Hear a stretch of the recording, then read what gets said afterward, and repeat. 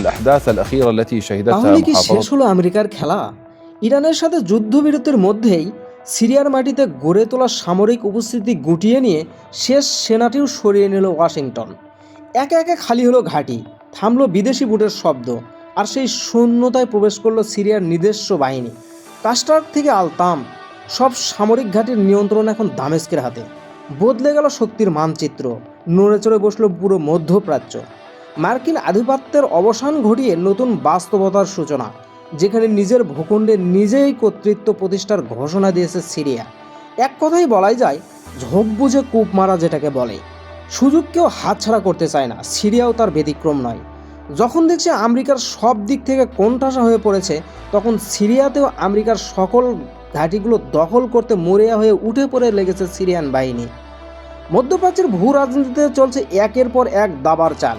সেই চালের ভূ রাজনীতির মধ্যেই মধ্যপ্রাচ্যের নতুন মোড় নিতে শুরু করেছে। প্রায় এক দশক পর সিরিয়া থেকে নিজেদের শেষ সেনাও সরিয়ে নিচ্ছে আমেরিকা। হাসাক অঞ্চলের কাসরাক সামরিক ঘাঁটি থেকে বৃহস্পতিবার এই প্রত্যাহারের মধ্য দিয়েই শেষ হলো ওয়াশিংটনের দীর্ঘ সামরিক উপস্থিতি। 2015 সালের ইসলামিক স্টেটের বিরুদ্ধে লড়াইয়ের নামে সিরিয়ায় প্রবেশ করে মার্কিন বাহিনী।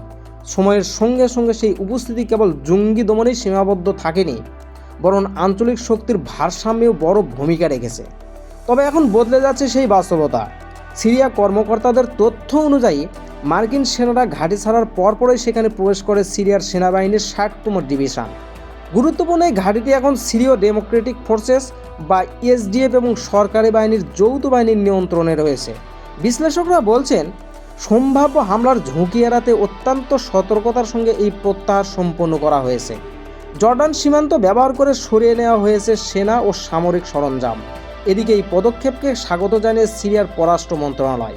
তাদের মতে এটি এসডিএফকে জাতীয় কাঠামোর মধ্যে একীভূত করার প্রক্রিয়ারই অংশ। এখান থেকে দেশের ভেতরে সন্ত্রাসবাদ মোকাবেলার দায়িত্ব পুরোপুরি নিজেরাই নেবে সিরিয়া। 2024 সালের ডিসেম্বরে দীর্ঘ গৃহযুদ্ধের অবসান ঘটিয়ে ক্ষমতায় আসে নতুন সরকার। বাশার আল আসাদের পতনের পর দায়িত্ব নেন আহমেদ আল সারা। নতুন এই সরকারকে সমর্থনে দিয়েছে খোদ আমেরিকাই। ইরানের সঙ্গে 2 সপ্তাহের যুদ্ধবিরতি, লেবাননে ইসরায়েলের সঙ্গে 10 দিনের বিরতি, সব মিলিয়ে উত্তেজনা প্রশমনের চেষ্টা স্পষ্ট।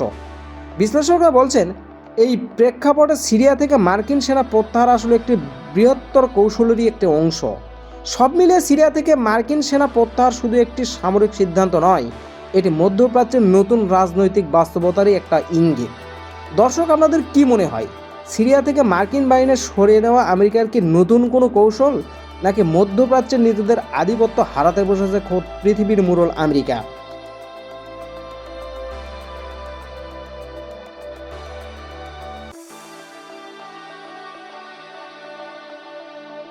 আপনার গুরুত্বপূর্ণ এবং যৌক্তিক মতামত কমেন্ট বক্সে লিখতে জানাতে ভুলবেন না, এবং চ্যানেলে নতুন হলে সাবস্ক্রাইব করে বেল আইকনটি বাজিয়ে রাখুন।